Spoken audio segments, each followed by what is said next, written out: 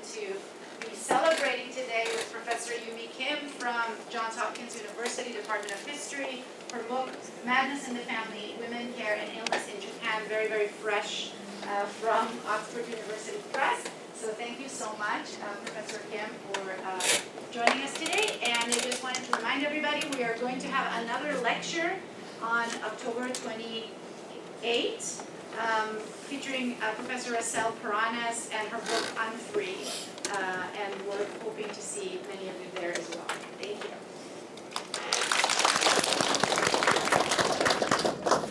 Well, thank you so much for having me today, and Professors Gal Gavili and Professor Maria Huang for organizing this series. The series, Emerging Feminist Research on Asia.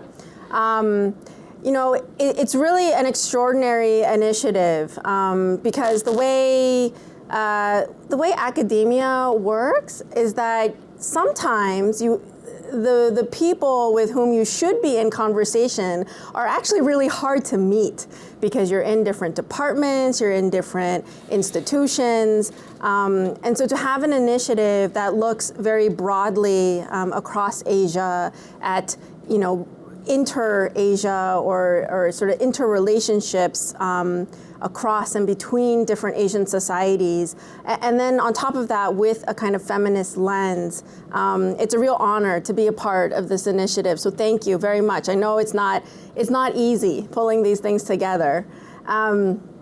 So today, you know, my book, it came out, I think, September 16th.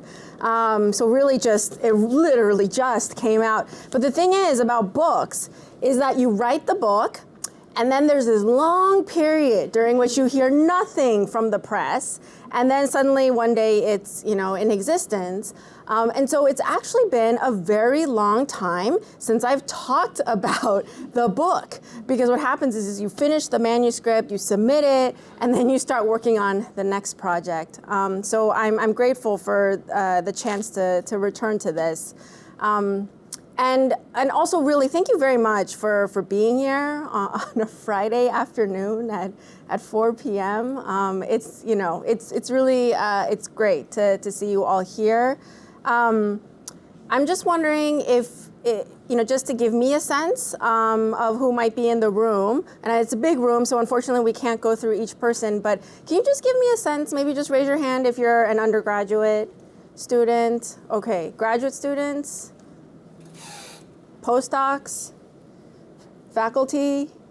Okay, all right, awesome. So we have like the full range. So especially because there's, you know, significant number of you are students, and including grad students, I thought today I would talk both about the content of the work that I've done for the book and the process that has taken me, you know, to the point where, you know, finally this thing is a real object in the world. And I want to do this not just in the sense of like, oh, how do you write a dissertation and then how does it become a book, but to really sort of take you through a sense of the kinds of questions that I faced and the sort of materials that I was working with in producing what, you know, this final product is, which is the book.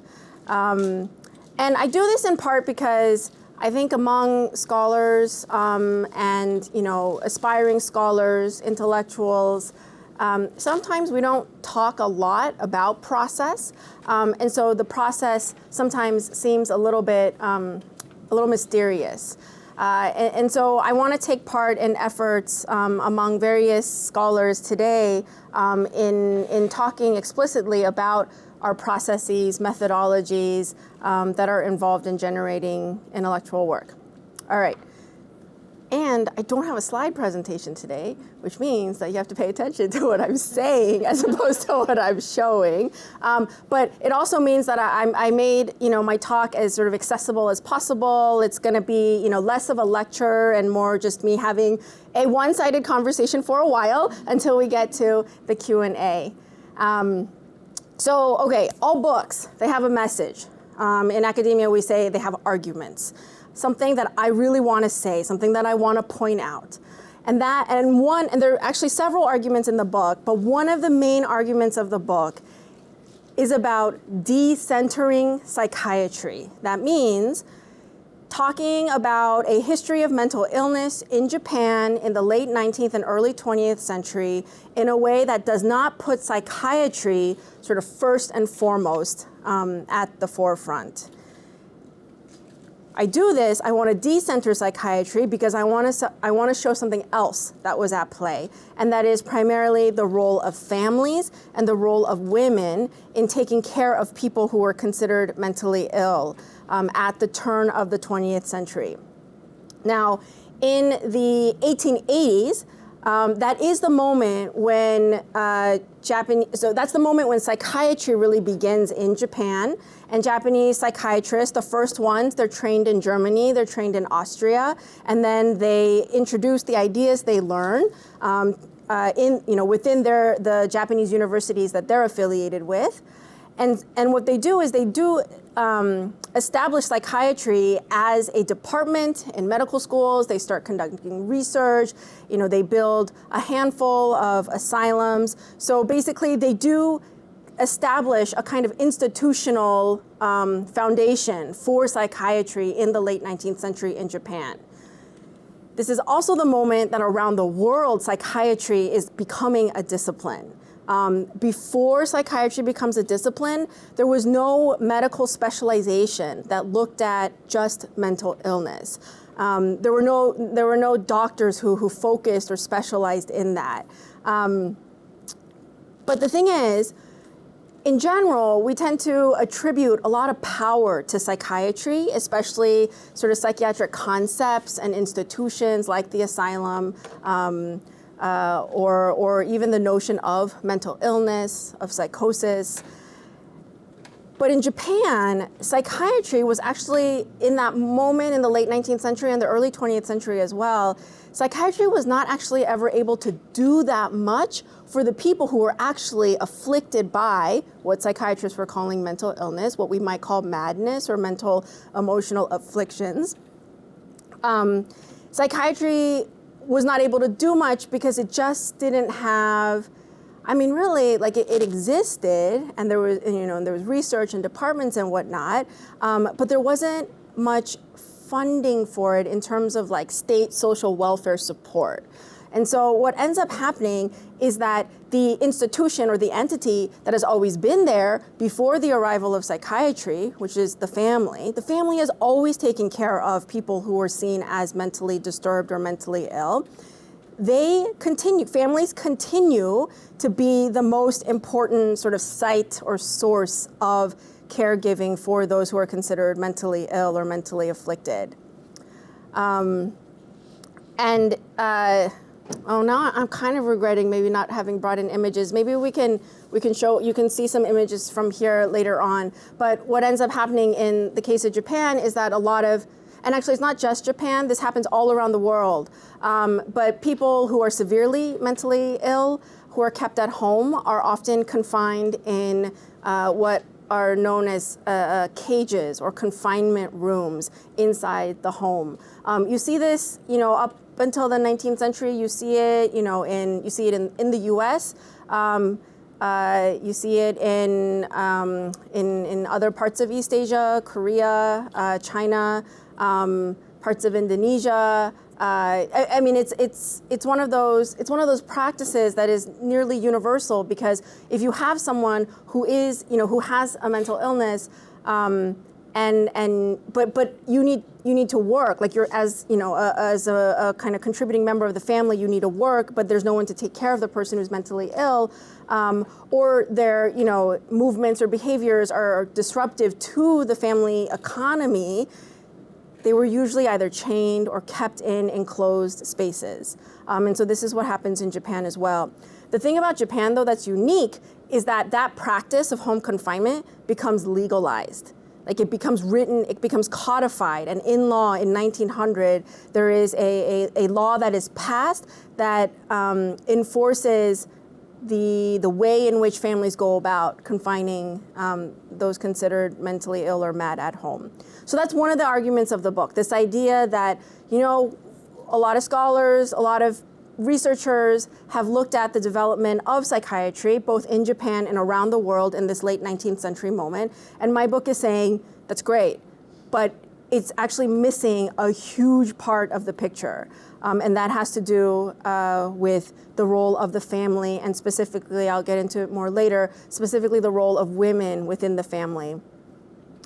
And so this argument, of shifting our attention away from psychiatry to families and to notions of domestic responsibility, like to what extent are families responsible for taking care of the sick, that shift also reflects my process as a historian who began the project looking mostly at what one might call the psychiatric archive, which means materials that were produced by psychiatrists or about psychiatry. It's the most sort of plentiful source out there if you're interested in questions of mental illness in Japan in this late 19th, early 20th century moment. And so I went into the project thinking that I wanted to write a conceptual history of mental illness in Japan. The term that the psychiatrists introduced for mental illness is seishinbyō, which is a term that is a direct translation, a literal translation of the German word at the time. German psychiatry is like where it's at in the late 19th century. And so the Japanese psychiatrists turn to German psychiatry. They're using this word, Geisteskrankheit, and they say, okay, the translation for that is seishinbyō, which literally means sickness of spirit. And so I thought, well, maybe I could do a research project, and this is sort of how research projects begin. I thought maybe I could start with that and trace both trace both what happens to the concept within the medical literature, meaning, how are psychiatrists thinking about this concept of mental illness? How are they treating patients who they think have mental illness? And I also thought that, I would look into the ways in which this affected people who actually had mental illnesses. For them to receive a psychiatric diagnosis, what might that mean? So that's how I started. And it's interesting when you begin a kind of project, you don't quite know what's motivating you, or sometimes you don't know what it is that you're really scared of. But when I think back to the way I landed on this idea of, okay, let's look at the history of this psychiatric concept. For those of you in grad school, this may sound familiar. Maybe it won't. Maybe you all are like a new generation and don't feel the same kinds of insecurities. But at the get-go, as a graduate student, you feel some pressure to try to work on a topic that is important, right? A topic that, that people will look at and be like, okay, this person, is looking at a topic of significance. And what I didn't quite realize at the time is that I assumed, or my assumptions about what was important were actually very gendered. So I started off with what I would call a very kind of masculinist topic, right? It's a history of an established institution, an institution that has, that wields tremendous power within medicine to this day. And I thought, well, who wouldn't think that this is, an unimportant topic? And so, I asked the kinds of questions that I was, as a historian, trained in a history department. I asked questions in the way that my discipline had taught me. How did psychiatry become an authoritative source of knowledge in Japan? Did it gain traction? If so, how? Why?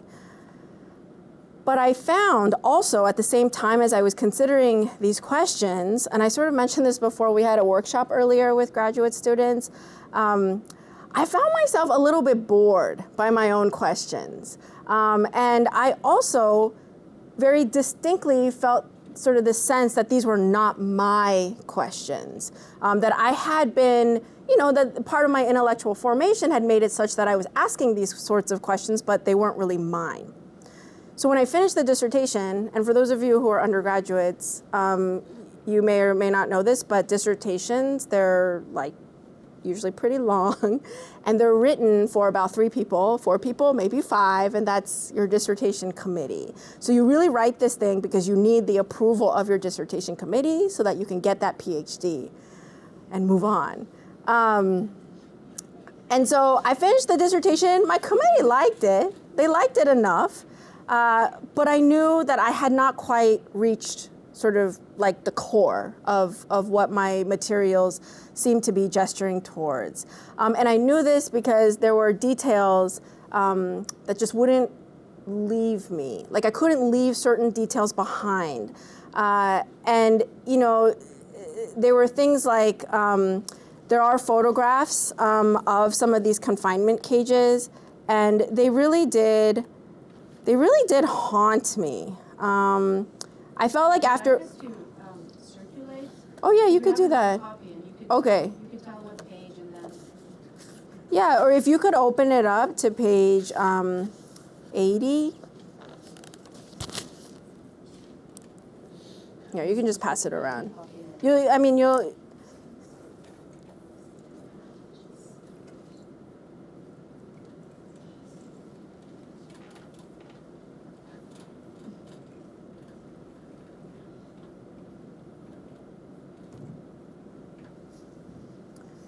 So as you'll eventually see, there are 2 books being passed around. There was something about the photographs. And I say that they haunted me because I felt like in the dissertation, I really just had not done justice to them. That there were ways of, I had described them, I had analyzed them, but I felt like they wanted, and not to sound too kooky about it, but I just sort of feel like the pictures wanted me to do something with them that could just speak a little bit more to what was actually happening in these images. And so things like that. So things like that wouldn't leave me. And then another thing that wouldn't leave me was that there's a description of of a woman who was diagnosed with a psychiatric diagnosis, like hysteria. I think she was actually diagnosed with hysteria. And she kept talking about the sounds that she would hear. And she specifically talked about how she would hear the pitter patter of fox feet on the roof. And I talk about foxes in the first chapter because foxes and fox spirits were a big thing. And it was just sort of details like that. And I eventually realized that the things that wouldn't leave me were details related to sensory experiences, right? Like hearing things, feeling things, touching things. And then in addition to that, sort of very ordinary, kind of extraordinarily ordinary moments. Food being passed through the confinement cages, which we'll see, there are bars, they look like little prisons. There are psychiatric reports that talk about the way people pass food through the bars. There are also records of the police would go around and check to see, what was the size of the padlocks on them, or, were the cages well ventilated. And from this moment on, I decided that what I was going to try to do was to develop an approach to these materials that were not guided by, what other historians had written or what I thought I was expected to write, but to try an approach that stemmed organically from the materials that I was looking at. And so I thought about, I really could not write a history or kind of weave a story about what the people who were afflicted with these mental illnesses, what they went through. I just did not have access to that. I did not feel comfortable speculating about what that may have been like. But what I did have some access to were the people who were around those considered mentally ill. And they were very much as part of the picture. And so that became the lens that I looked at. I thought about, what are they doing in the everyday? What is actually involved in looking after someone who has, what was then considered a kind of mental affliction?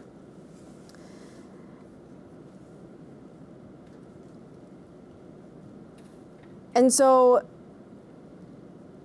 I thought about the kind of the material conditions, like in what kinds of houses did they live, who would have built the confinement cages, who would have seen the confinement cages, who would have been obstructed from seeing them. Families kept them a secret. They were not, you did not publicize that you had someone at home who had to be confined in a cage-like structure. And the reason that we have all these materials about these confinement cages is because they were objects of official surveillance. And I mentioned, right, like the police coming around, they were required to collect all this information about the confinement cages. It turns out the police and local government offices, they were required to keep those details because in the early 20th century, there was so much concern, not about the people who were sick, but about hygiene. Like, are spaces being kept hygienic? Are they using their equivalent of hand sanitizer? There was a real concern about, are we keeping spaces sanitized and hygienic? So I started thinking about home confinement. Like I said, there's a lot of kind of official surveillance and documentation of the practice. And so a lot of, there are other historians, other scholars who write about these, about home confinement.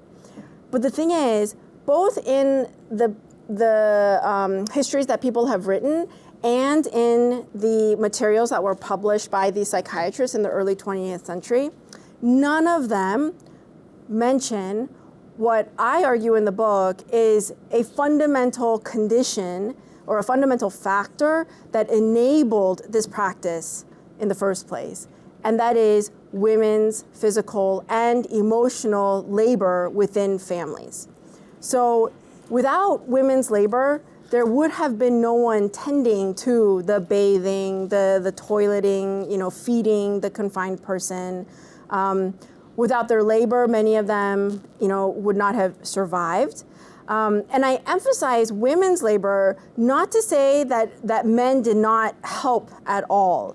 Of course, there were men who did help, but the emphasis on women is to sort of point out the disproportionate degree to which women were expected to take care of those who were mentally ill and who were confined.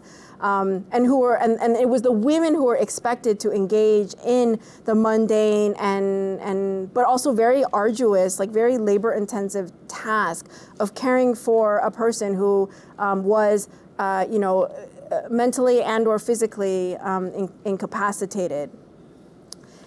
On top of that, most of the confined people were men, and so even if there were so it was usually, it was like a father, brother, uncle who is confined. It's usually the women in the family who are taking, care of the confined male person.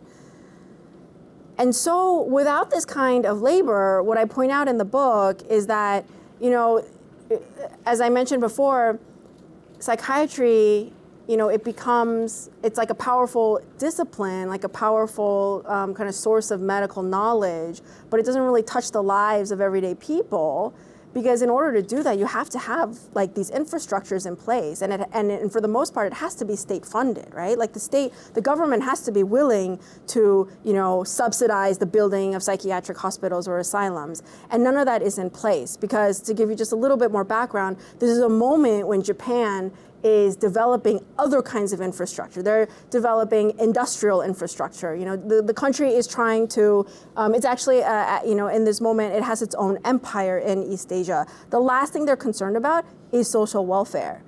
But part of the reason they can be unconcerned about social welfare is because the family is there. And so they push everything onto the family. But once you see the women's labor involved in taking care of the people who are confined, what I say in the book is that the very family on which the state relied to provide for incapacitated and sick people, that family would not have existed, could not stay intact if it weren't for the labor of the women within these families. So like I said, no one mentions this in any source that I looked at. No one draws it out. And that is in part because it was just too obvious. Like, why would you point out the obvious, right? Like, why would you point out something? Let's go back to like the sources, like, you know, from the early 1900s, you know, they're documenting this practice. I mean, it would be like saying there was air in the room, right? Like, why would you point it out? It is just so taken for granted. And so it's not that women's caregiving labor is hidden, right? It's not that it's hidden or that someone is like purposely trying to like erase it from the archives, like they don't, like the archival materials, like no one wants, you know, as if someone doesn't want anyone to know. It's not hidden, it's so taken for granted, and so there's actually no need to hide it. And it's not that these archival materials, and for those of you who may not know, archival materials refer to they're like, you may know the term like primary source document. Archival materials are types of primary source documents. And these are documents that are produced in the time period that you're looking at. And so if you look at those materials, like the photographs, for instance, it's not that it's not that the documents don't mention the labor of women. Everyone knows it, and it's in there. It's like, oh, so-and-so's mother did this. I mean, the only reason I could write that chapter in this book is because they do mention it.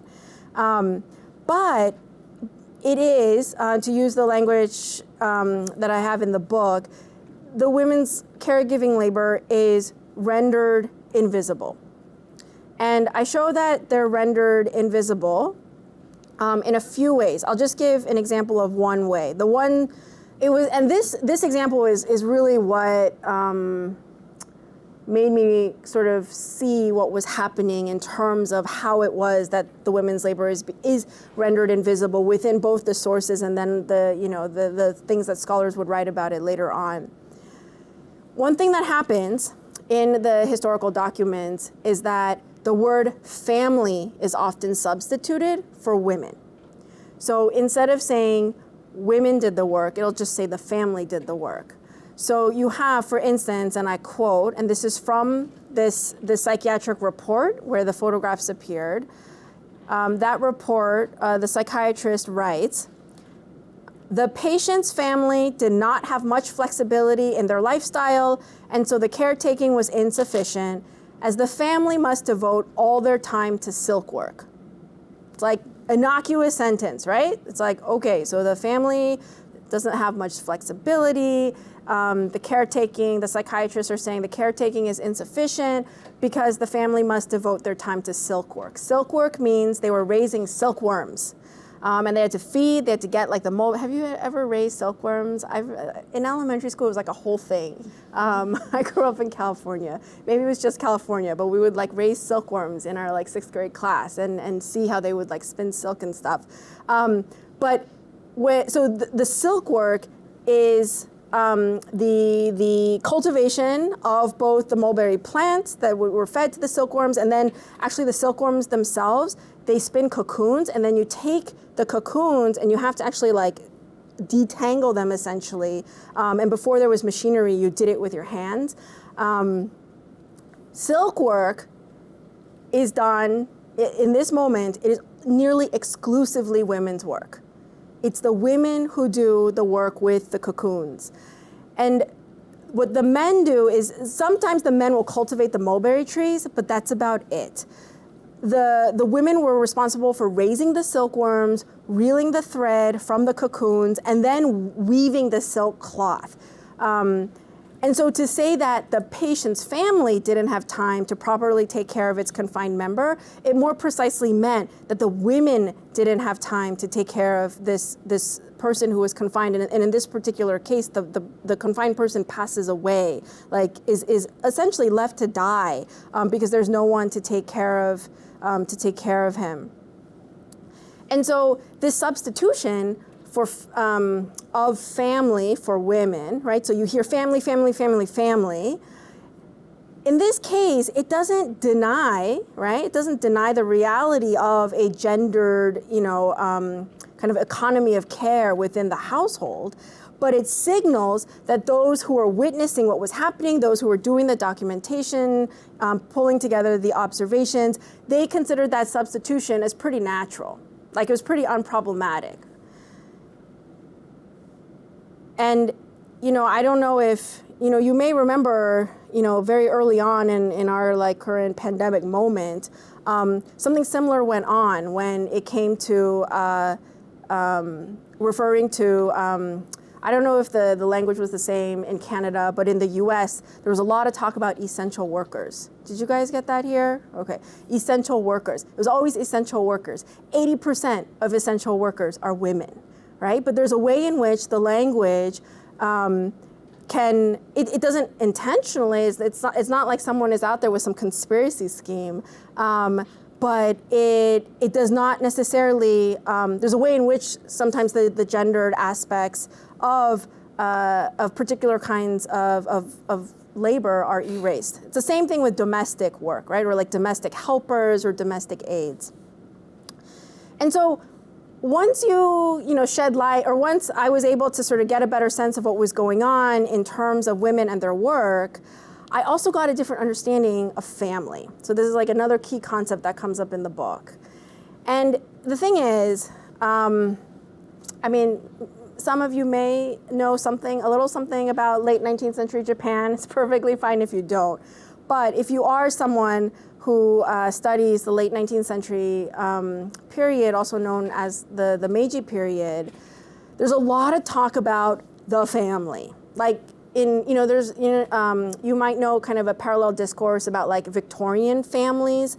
There's something similar that goes on in Japan, where in the late 19th century, there's a kind of normative model that is put into place, and that is the like normative model, meaning that there are ideologies and then also certain laws that make it so that the normative family is a patriarchal family with a male household head who exercises nearly absolute power over subordinate members in the family, such as his wife and children. And the family becomes the primary unit of governance. That means it's not the individual. So it would essentially be the equivalent of again, I'm not sure I don't want to assume that there are direct parallels between the U.S. and Canada, but I think it's similar here. Do you know what unit gets taxed in Canada? Right. I think even more so. I know, I was just hearing about how much is the taxation. I mean, I guess that's what you pay for if. I don't know, we don't get taxed as much, but like the medical care is terrible. The unit of governance in late 19th century Japan is the family. That means that you are taxed as a family. For instance, it means that the family is, that's like the level at which it's considered like the basic building block of the society.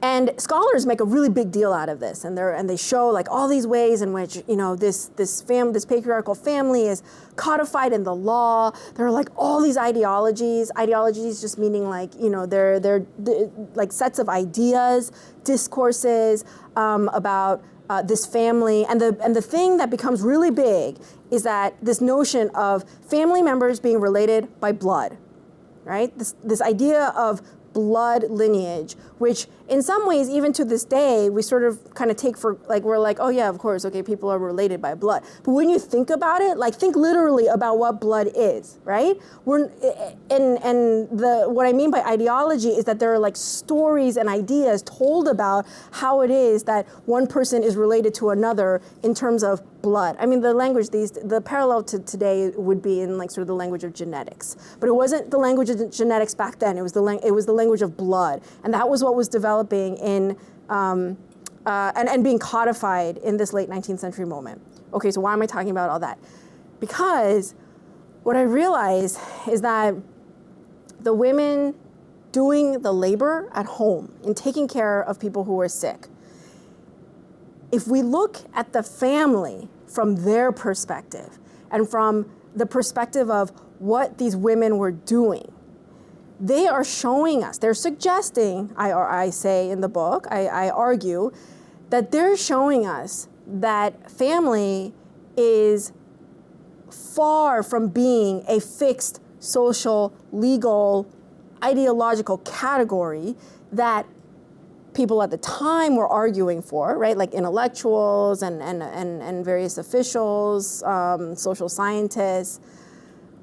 The women performing the labor are suggesting that you could also, so you could constitute family, or what's a less jargony way of saying this?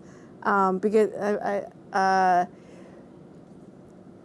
you could be a family through acts of care. So what that means is, so there are anthropologists who have talked about this extensively. The ways in which acts of care have the power to constitute kinship or to constitute family ties. And what that means is, like, a really good example to think with is people who people who adopt children or who are foster parents, right? That I'm thinking about in the late 19th century. Wait, X that for a second. That doesn't quite. The adoption is actually it's an example of like a legal adoption. So then their family tie is constituted by law, right? Like they have to like sign documents and stuff. But what I'm talking about is the kind of kinship or the kind of the sets of relationships that are formed and also dissolved through acts of care. So you're instantiating, you're basically enacting, you're performing what is your relationship to this person. So when I take care of my sick mother, for instance, she's not actually sick, this is just an example, but when I take care of her, the idea is that, the assumption, I just didn't want anyone coming up to me after and being like, oh, is she okay? The assumption is that I take care of my mother because she's my mother, right?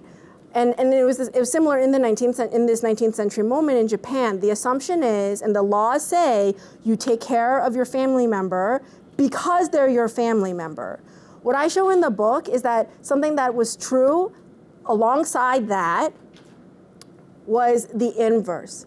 That by caring for someone, you were demonstrating, you were instantiating, kind of manifesting that this is a relationship of family. Even if you weren't related by blood, to speak the language of the late 19th century, or related by genetics, to speak our language today. So what did that mean? That meant there were neighbors, right? There were neighbors who took care of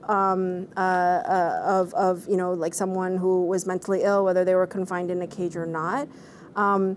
It also meant that within families, when you stopped taking care of a person, it was actually a kind of signal, sort of indicating that I no longer can really fulfill, my obligations to this person, and be this person's family member. And so what ends up happening, so what I trace in the book is just how different forms of kinship or different kinds of relationship emerge outside the bounds of, something that is legally recognized or something that is socially recognized, ideologically recognized.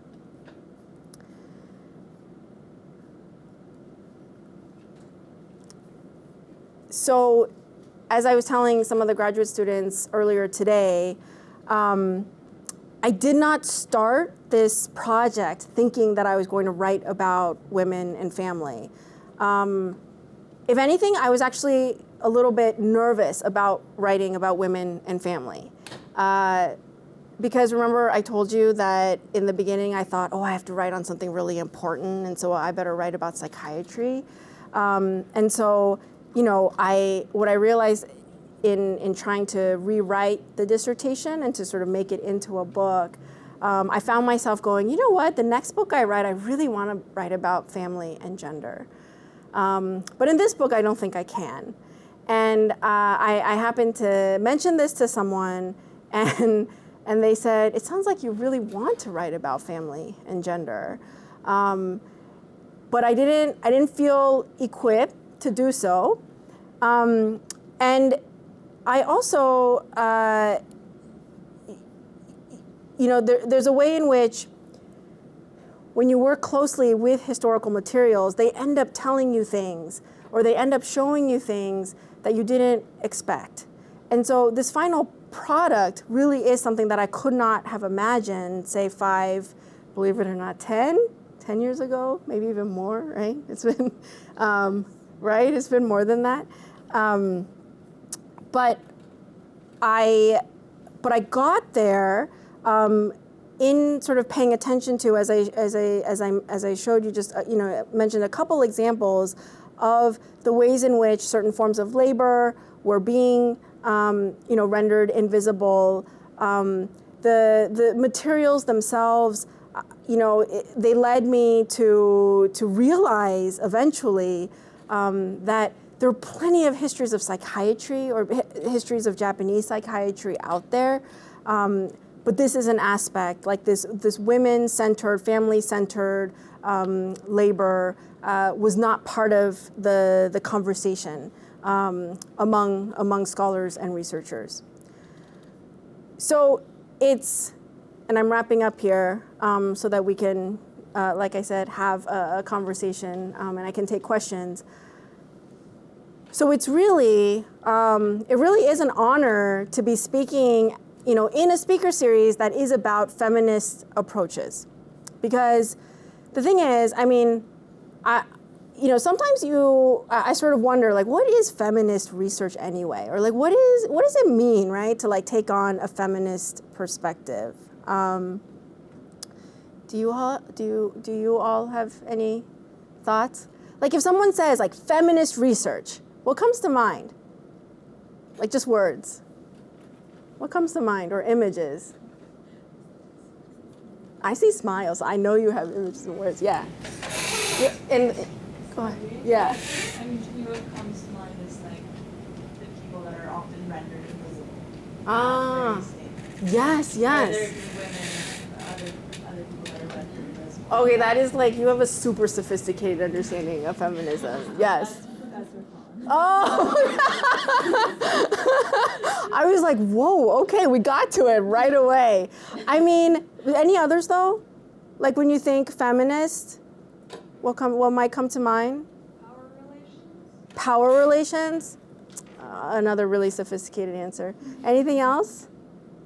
Does anyone think it's like something that has to do with women? Right? Most obviously. The thing is, there are different ways in which I think thinkers and activists and, just everyday people, different ways in which we get to what might be called a feminist perspective.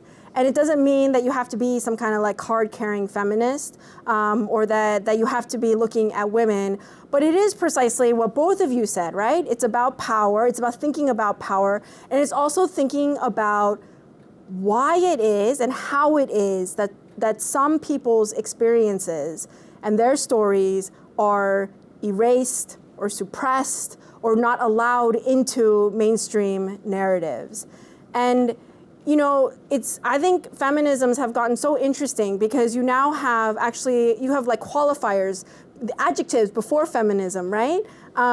Women of color feminism, queer feminism, there's black feminism. I think there's now actually something we could call like Asian diasporic feminism. I don't know if anyone uses that, but like, I think that's there. And it's usually, all these people, we're usually thinking about a group of people within a very intersectional framework, right? It isn't just about women, but there is a kind of solidarity that forms around groups of people who have in some way or ways been excluded. And so it ended up being that my book is really like a good fit for the speaker series. I would not have known that when I started first drafting it. So really today, you know, I've just tried to give you just like little bits and pieces from the book. You know, I clearly can't cover the whole book in you know, 45 minutes. You But can offer 20% off. I can offer 20% off. I can. I'm waiting for that flyer because the book came out so recently. What they do is that the press will now design a flyer with a QR code so that you can get a discount. And I will definitely share that with you all once I get it. But I just wanted to share a little bit about the book, a little bit about my process. I would love to hear, you know, even if it's unrelated to what I said, any kinds of thoughts that might have been evoked while being in this room, anything that resonates with your own experiences, anything that you'd like to teach me, I'd be happy, open and receptive. So yeah, can we just open it up to, all right, great. Oh, I saw lots of hands. Actually, I might need help with this because I don't know every. You want me to like moderate? Yeah, because I'm gonna lose track of. Okay, so I'll do it from here. Okay, so let's start with Professor Yates, and then we'll go from front to back. Okay, you raised lots of questions, and I'm looking forward to reading the book. Oh, thank you. But the reason why I'm interested is, on the one hand, that I'm contributing to a volume on disability in China, and I'm also teaching history of women in China, and publishing bibliographies of feminist research on China.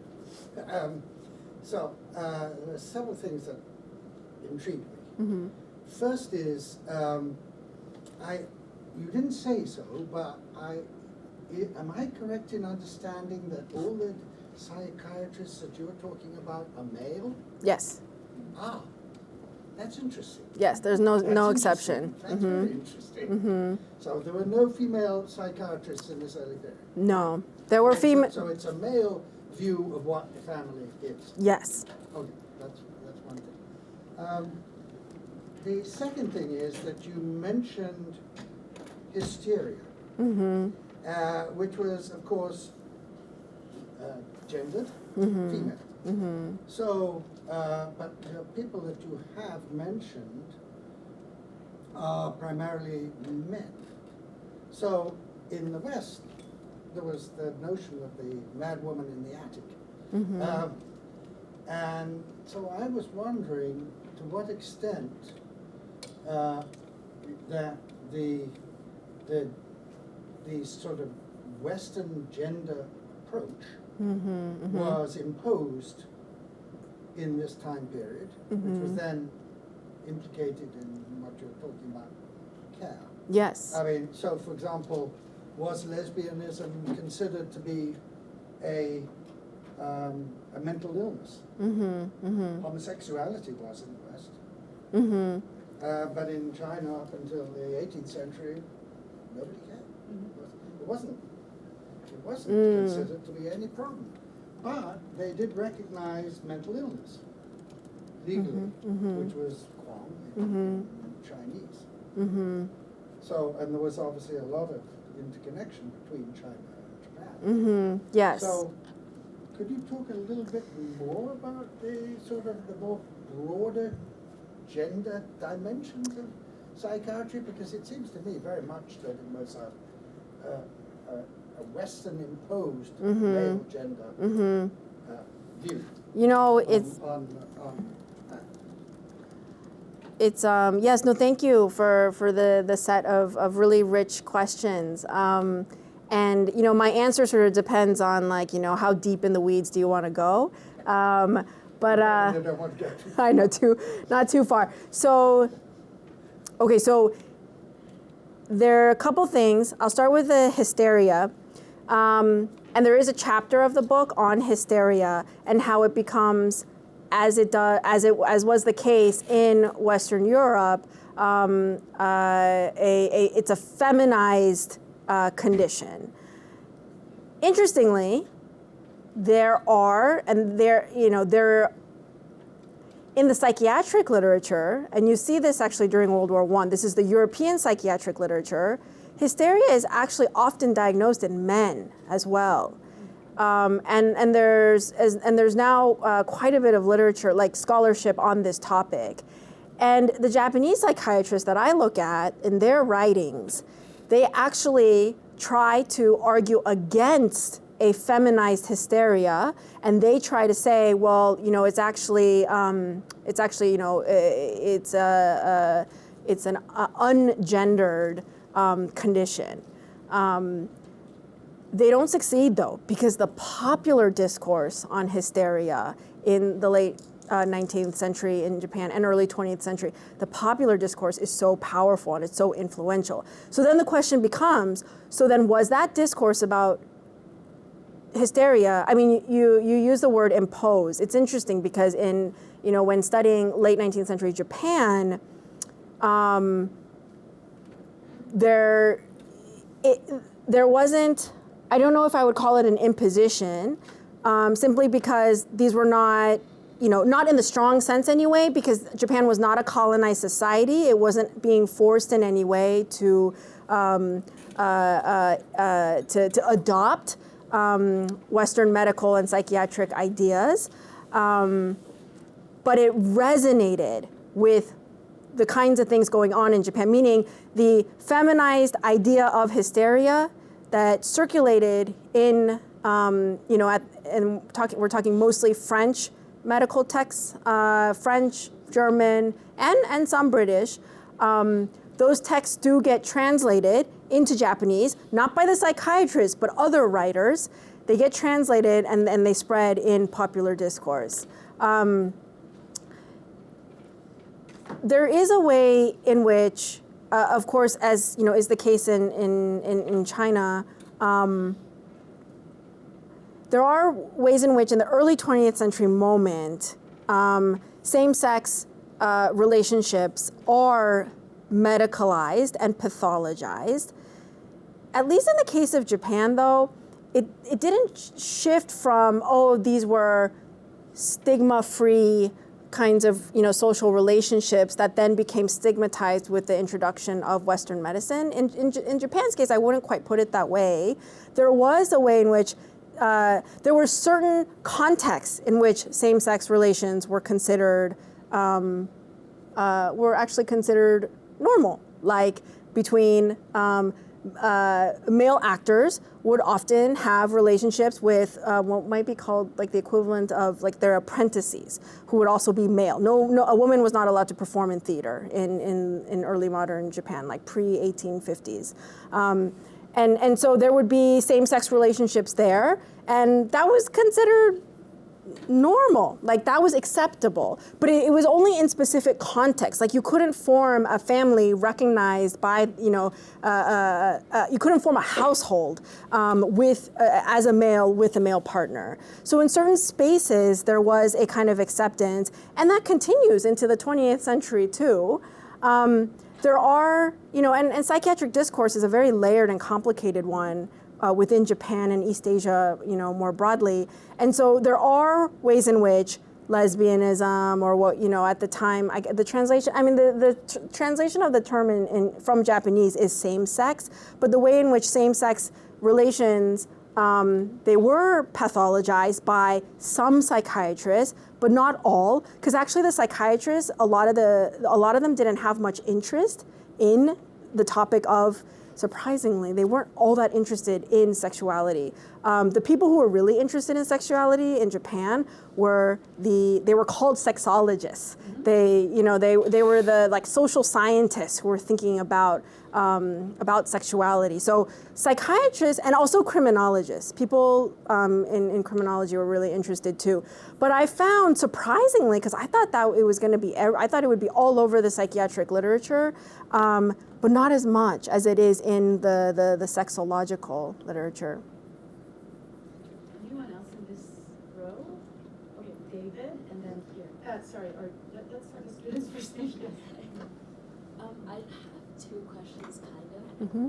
The first would be kind of similar to what you asked, where you mentioned how a lot of the people who were confined tended to be male. Mm-hmm. So was that because males tended to be diagnosed more, or just confined more with like psychiatric conditions? Mm-hmm.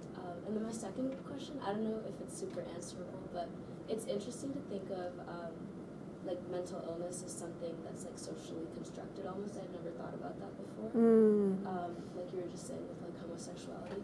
Do you think there's any things that we now currently, in a modern sense, consider to be mental illness that we're probably in the future going to be like, that was crazy? Yeah, probably, I would say. Yeah. Can I piggyback on that question? Because I have the same. Sure. But a little bit, I guess a little bit different. So I was also thinking about the male patients and how that's also gendered, right? But how much is the performance of care really affected by patriarchal society? How do we understand that how care is, and the confinement room, and how there is a kind of privilege that is being, privilege in the sense that he is being allowed to be cared for, as opposed to the women who are mentally ill, who are, we are notably absent, right? So how do we understand how that patriarchal relationship is involved within that performance of care? Yeah. Within that domestic home space? Yeah, oh my gosh, you guys should have written my book, because you landed on the questions that took me so long to get to. Your first question is a question I've gotten from like expert scholars in the field. They want an answer to, like, why is it that it's a disproportionate number of men who are confined? So I realized I should explain, the people who are confined are people who have pretty severe cases of, so we're talking what we might say in the present day, there are kind of historical terms for it, meaning it was called different things back then, but what one might call the sort of past equivalent of, say, like schizophrenia, but like really severe cases of schizophrenia, for instance. And there are, and so the confined people are the people with the really kind of intense and severe cases of mental illness or affliction. But there are plenty of cases in which you don't have to confine the person, but you still take care of them at home, right? You don't actually have to limit their movement, because the cages are really, the confinement rooms are really to limit movement so that they don't, for instance, it's for people who are perceived as dangerous. So then this is where we get a partial answer to your question. Were men perceived as more dangerous? Yes, they were perceived as more dangerous, but it was in part not because it was like in their nature, but because in this moment, it's a time of, there is a regime change. So a political regime change. So we're gonna like step back, like bigger context. In Japan in this moment, you have a new government in place, and it's a government, they basically get into power by a coup. And they, wait, hold on. Why am I talking about the Meiji Restoration? There's a link. No, there's a link. Okay, so they are, there's a new regime in place. Understandings of dangerousness actually shift with this political regime change. How that happens is stuff like, if you look at what people are confined for, like the reasons, One of the reasons is because this person broke into a government office. This person tried to commit treason against the emperor. The emperor is new at this time. Not exactly new, but the way he's set up is new. And so there is a really interesting way in which men are associated with the realm of politics, and there's a political dangerousness to their act. So that's one aspect. Another aspect is that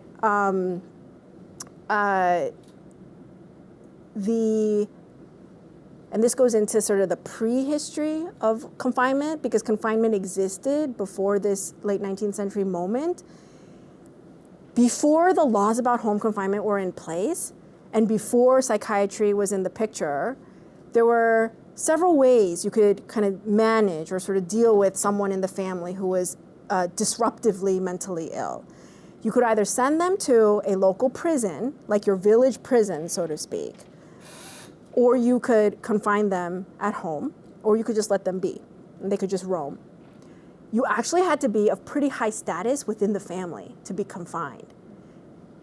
Because, as you might imagine, there was lots of, in some instances, people would confine family members so that that person could not, for instance, inherit property that was supposed to go to them. And so the family would be in cahoots against particular members and say, this person is mentally ill.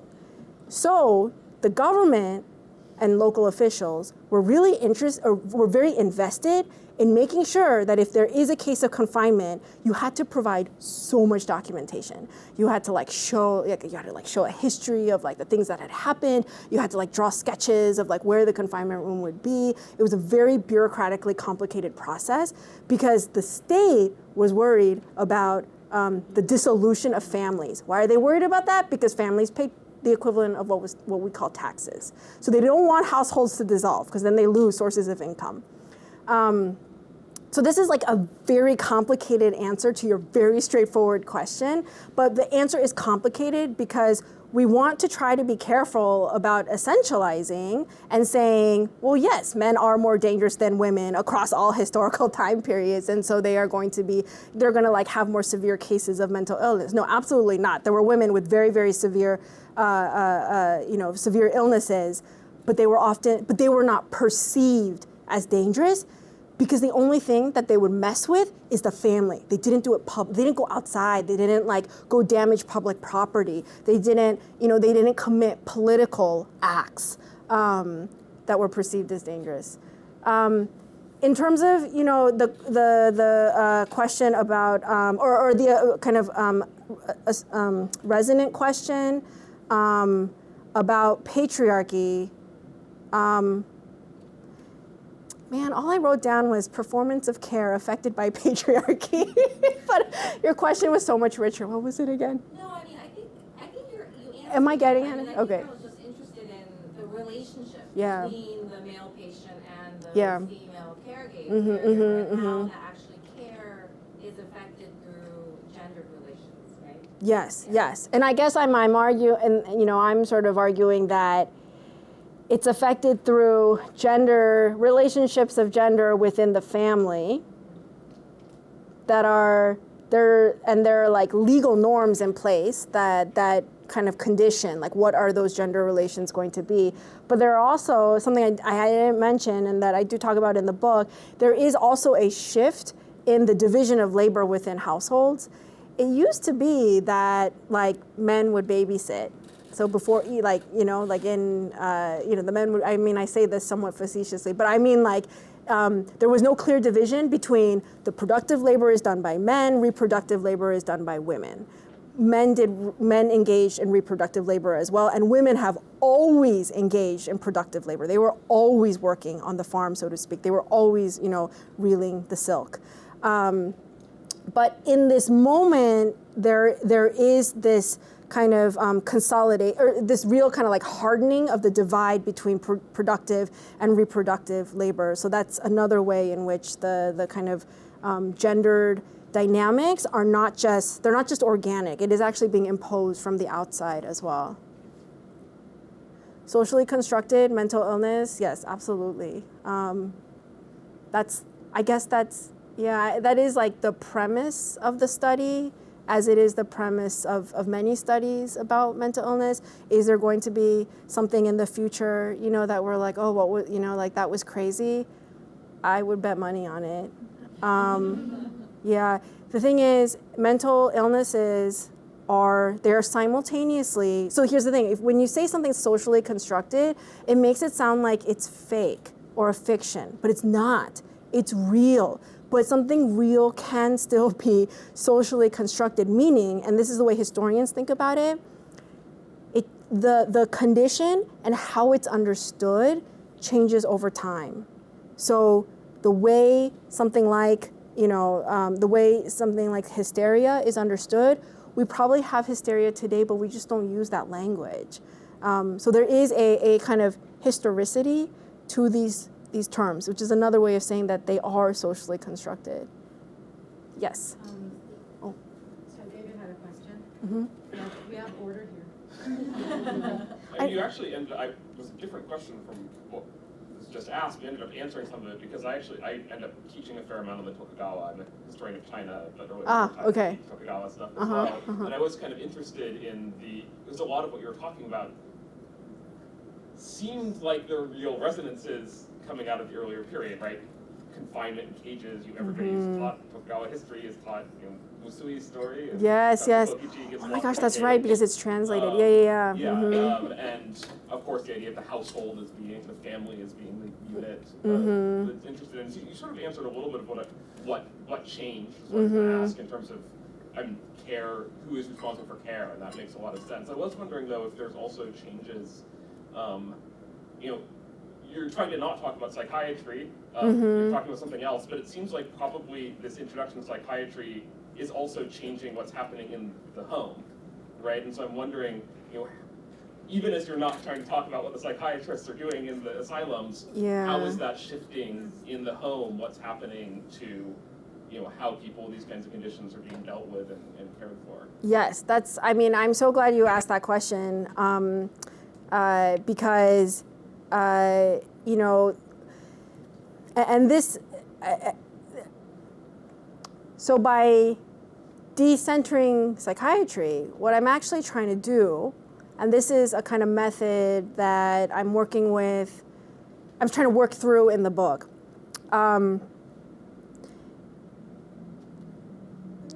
You really can't think about this moment without psychiatry, right? You can't just ignore it just because you want to study XYZ, right? If the context in which XYZ occurred, there was this huge thing going on, like a whole new discipline being introduced, right? You can't bracket it off and be like, well, I'm gonna put that aside. What I'm doing in the book is putting those two things into conversation and seeing the ways in which, so the assumption, to give you a more nuanced sense of the argument, the argument is really about how do you look at the ways in which institutions impinge upon one another and the ways in which people in their everyday also engage with these various institutional entanglements. So that's just like a jargony way of saying, yes, of course, psychiatry had an influence on what was going on in the family. So what kinds of influences were they having? One way in which you really see this, and this comes out a lot in chapter 3 on hysteria. Let's start with home confinement because I've mostly talked about home confinement. As in the preceding Tokugawa period, in the Meiji period, in this late 19th century period, you also have to submit a lot of documentation if you're going to confine someone at home, and you're going to also submit a lot of documentation if you're going to release that person from confinement. You submit those petitions initially to the police, and the police give you a questionnaire to fill out. And in that questionnaire is language that most families have never seen before. So they're suddenly going to be introduced to words like home confinement, mental illness, medical therapy, I think is probably closest translation. And where does that language come from? If you like sort of look back to like, well, who created these questionnaires? They actually were not psychiatrists who created them, but they're lawmakers and bureaucrats in the government who are consulting psychiatrists. And so that's one way in which you get the language enters, and you see families start to sort of like speak the language that the bureaucracy is expecting them to speak. Or at least to make legible what is going on in the family. Another way in which psychiatry, of course, influences is through popular discourse. So that's where like the example of hysteria comes in. Even though hysteria, as I pointed out, is not necessarily, it's not psychiatry that's like the engine. There's a way in which, because discourse it's very complicated, like the way ideas and words travel in conversations, in print media, and so you have people reading newspapers, or they're reading fiction, where they're also hearing this sort of language. The final place I'll point out is that in urban areas, you actually get an explosion of different kinds of clinics and hospitals that advertise themselves as like curing women's illnesses, or and it's mostly focused on women, and so through there too, you get sort of you get families. So like mothers will bring their daughters in to see a specialist, usually not a psychiatrist. Specialists sort of like ran the gamut. Sometimes they were like literature scholars. There's like an example of someone who's like is like actually like conducting, like doing diagnoses and stuff, although like they don't have a medical license. So they get it in that way too, because there is that like commercialization aspect. Patent medicines, right? Like companies start to create medication for different conditions that also introduces ideas about psychiatry.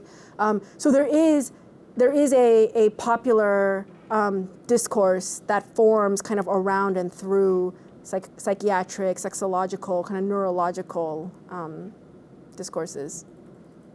And sorry, just to add a quick question to what David was pointing out.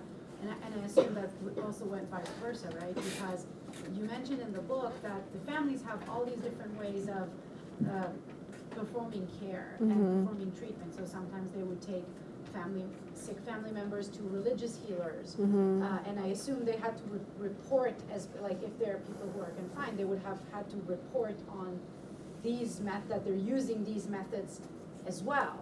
So their own kind of folk medicine methods or what have you would be reported back to the state or to the institution. So then that would be another point of convergence. Yes, and that's actually how psychiatrists get to know about different like hot springs or like Buddhist temples that people were visiting to try to receive like religious therapeutics. Yeah, so it's a feedback loop. I saw lots. Yeah, let's take this.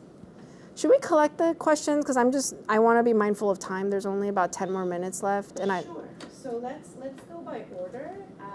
So this line we have you. Sorry, go ahead.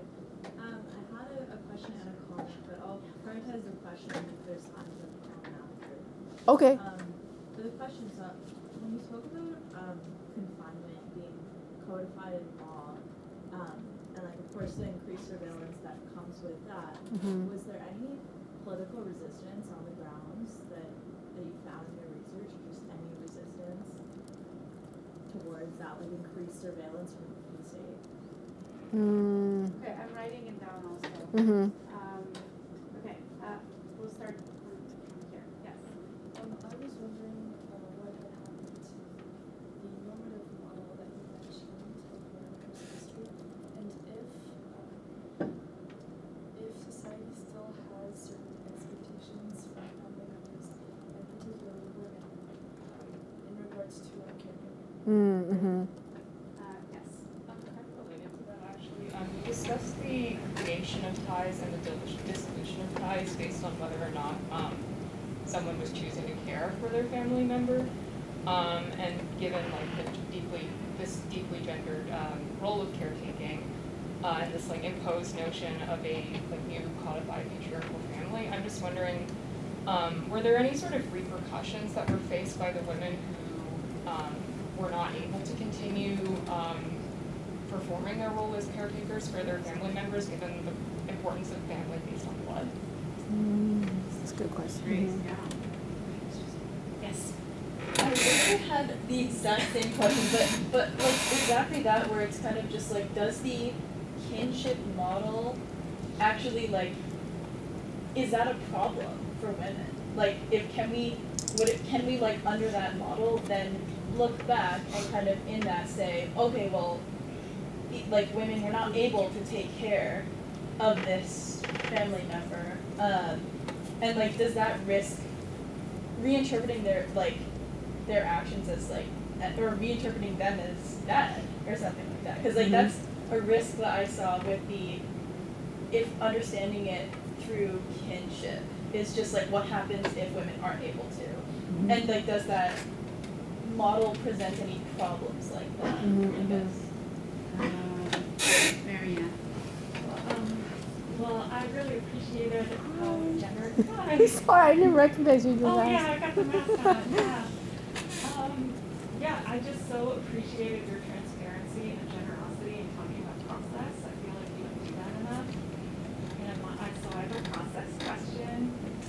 I wanted to ask about the role that the state and bureaucracy played in shaping the archive that you looked at, and how did that affect your ability to do your feminist research in a way.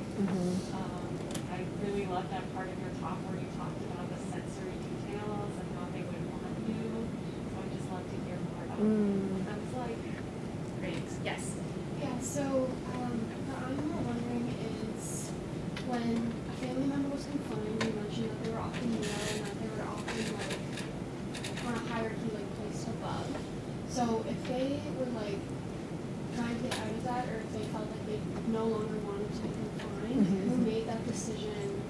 Or was that decision like, could you make that decision? Or was it like the caregiver, the female caregiver? I'm doubting it was, but was it that the family as a whole, the surveillance system?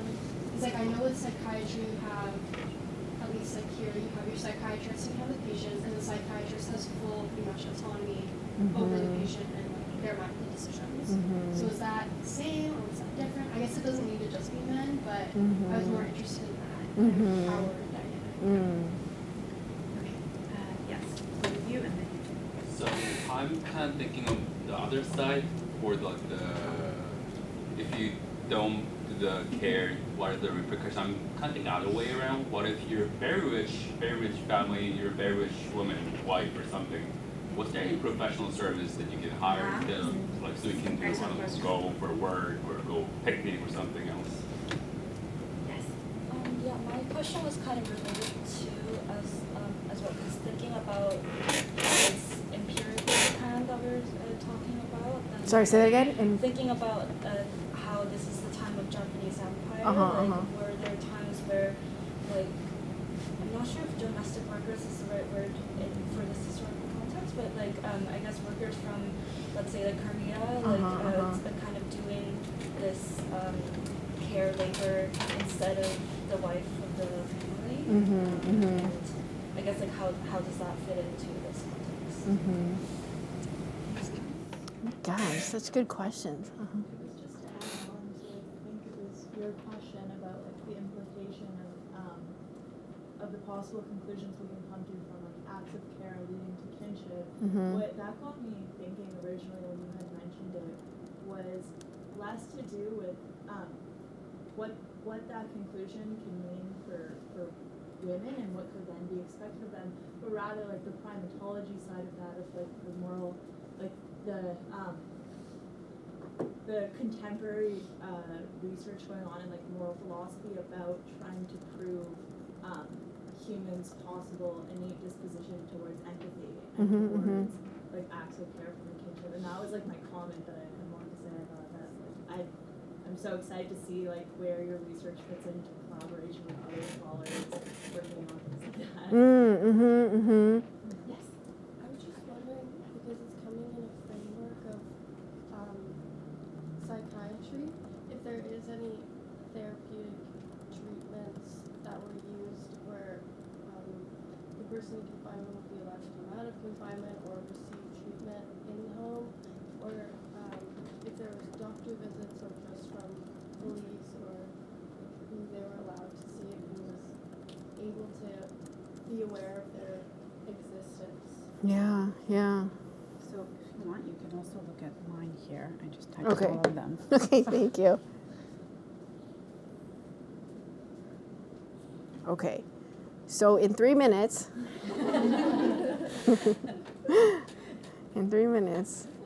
I'm happy, by the way, to answer questions, just after the talk. Yeah, you could stay. And you in could, this room. Like if people need to go, you can absolutely go. at Hopkins, you're like lit on fire if you don't let people out at like the designated time. So how about I'll say, please feel free if you have other commitments and you have to get going. It's really okay, to just step out. It's totally fine. I won't get offended. So please feel free to do that. You're under no obligation to stay here. But if you'd like, I will address. I think I can address actually most of these questions because they're interesting ties to one another. Because 3 or 4 of you asked about this, what one of you called the kinship model. What is your name? Both of you? Yeah, both. Say that again. Rosalie. Rosalie.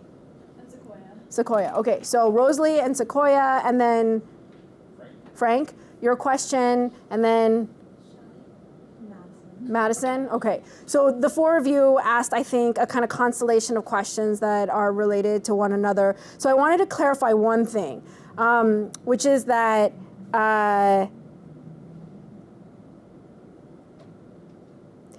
there is, or not clarify. I'm going to think this through along with you. I like this sort of the posing of the question of like, wait, is this a problem for the women? Like if they decide, no, I can't take care of this person anymore. It made me realize I should clarify that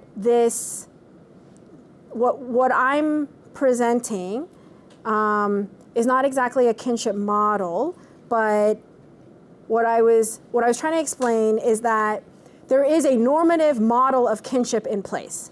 That normative model has to do with if you are like the first son, you marry, you inherit all the property, you are in charge of the women and children in your household, and the women and children have no, what we today would call rights. They have no rights. Part of that normative model, but this is an unspoken norm, is that the women do the caretaking.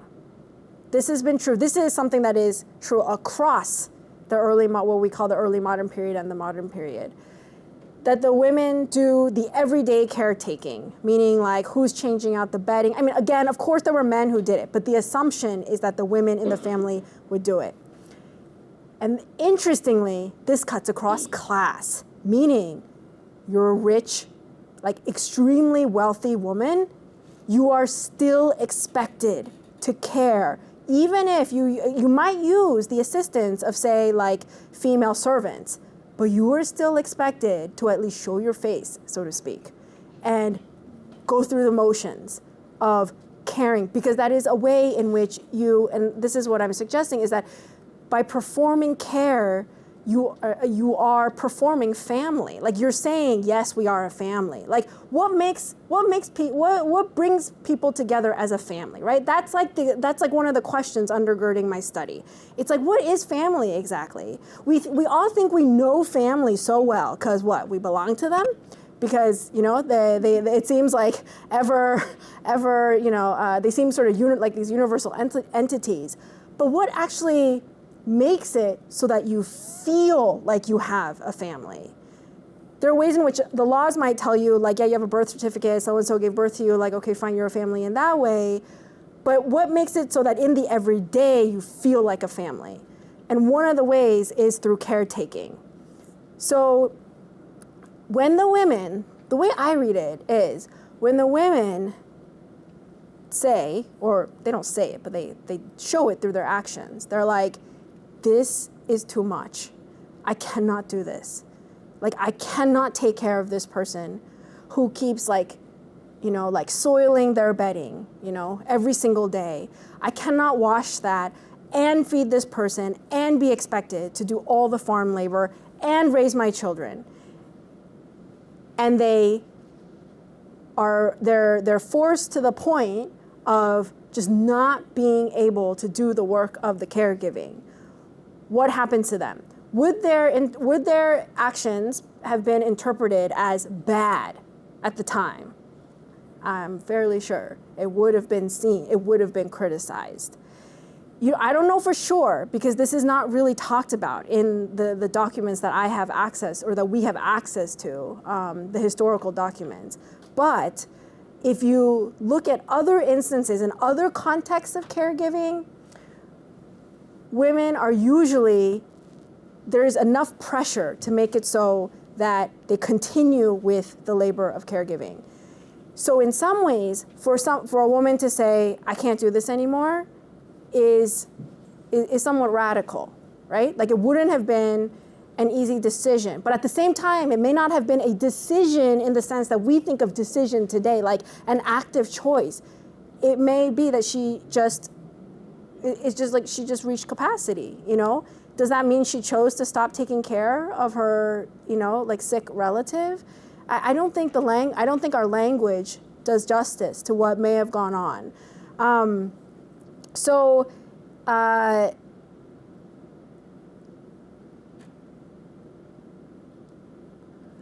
I think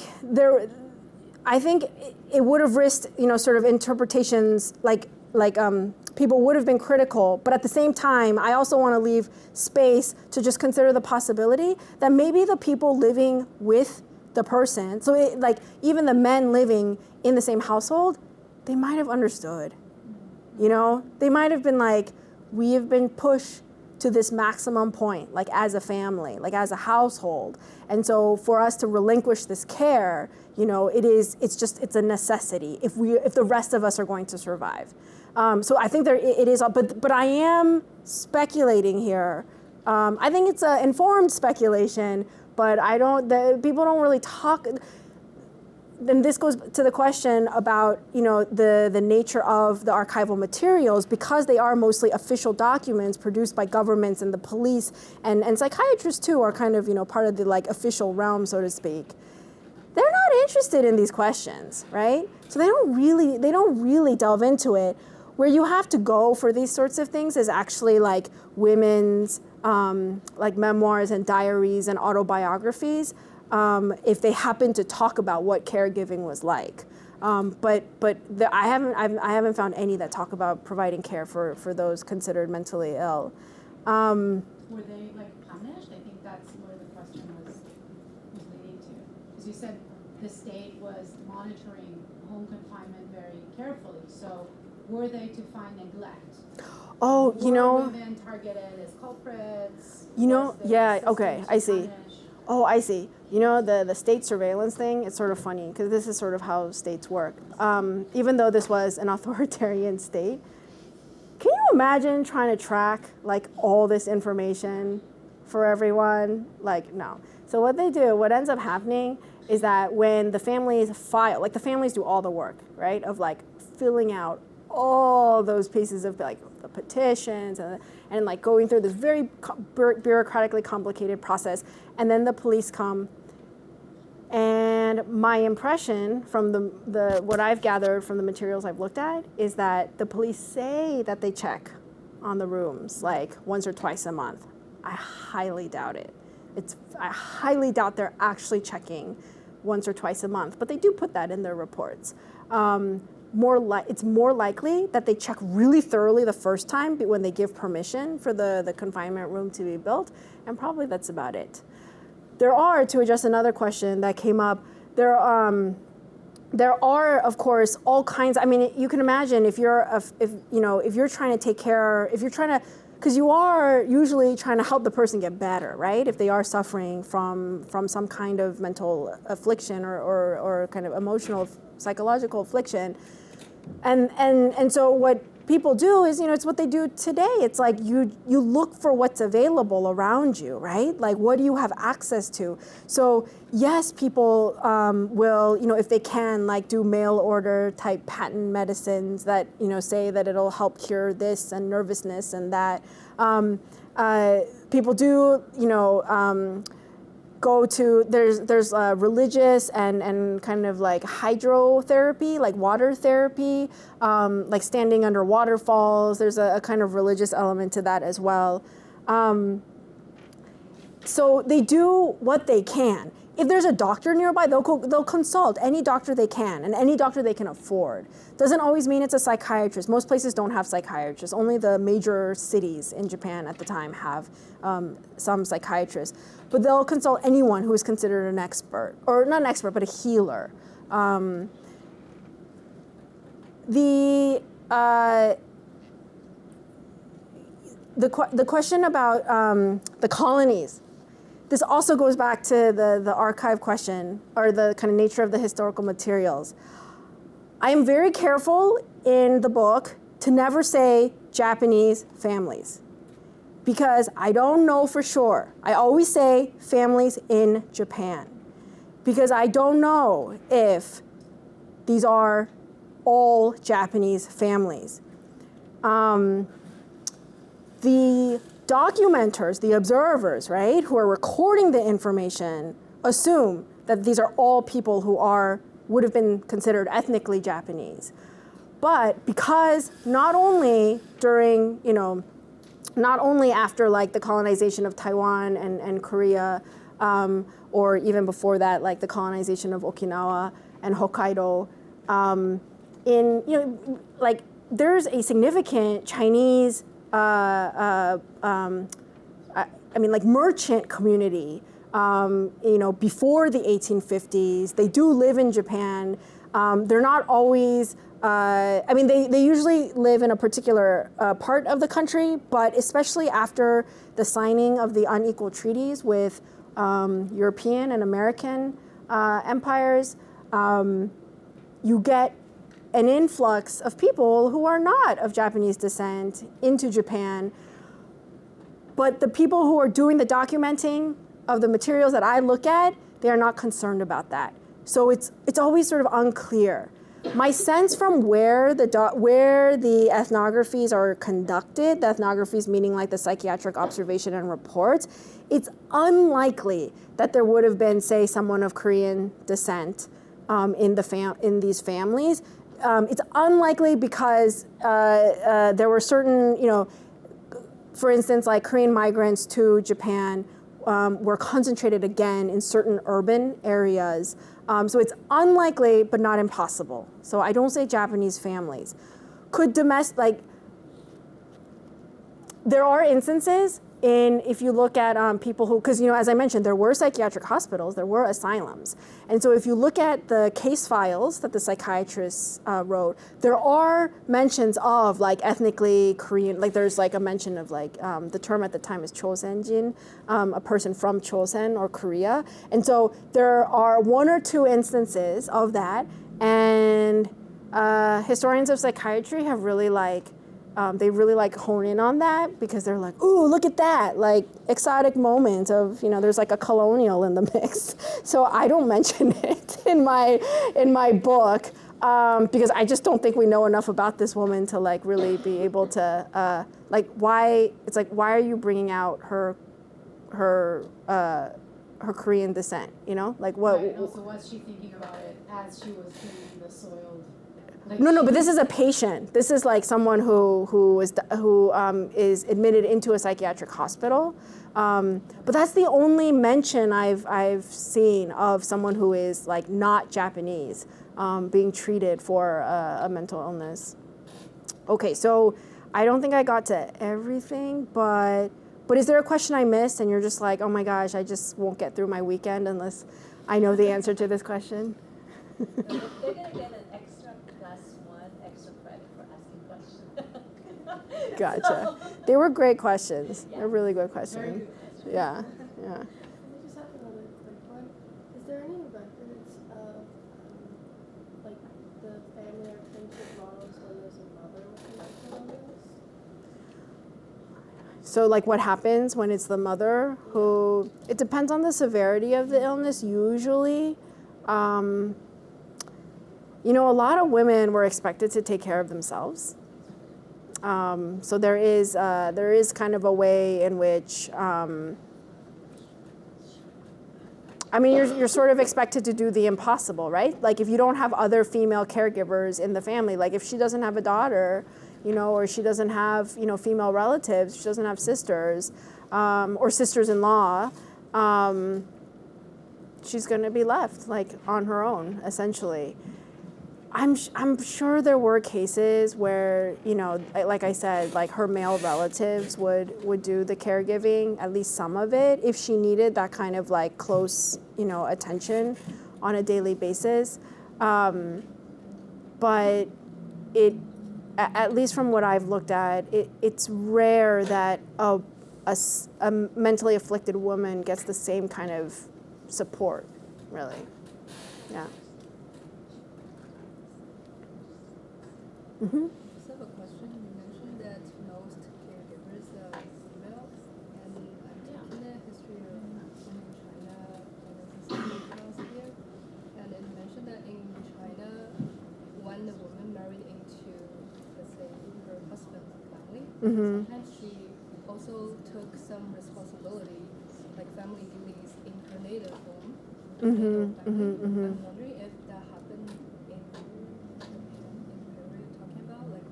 would take care of a family member from their native family, even if they're married into a new household. Yes, no, it definitely did happen. And just because women married into a different family, they're still very much connected to their natal family. And if there is, I mean, it just sort of depended on whether, and so it has a lot to do with class too, right? So the wealthier you are, if you have more flexibility, you can send, for instance, you have lots of servants. Like you can send a female servant to go, you know, like check on whoever it is in your natal family, even if you yourself can't go. The priority would have been the family that you married into. But there are instances in which, yeah, I can think of a couple cases in which people do look after, women do look after members of their natal family, like their brother or their sister. Well, thank you so much for the great questions.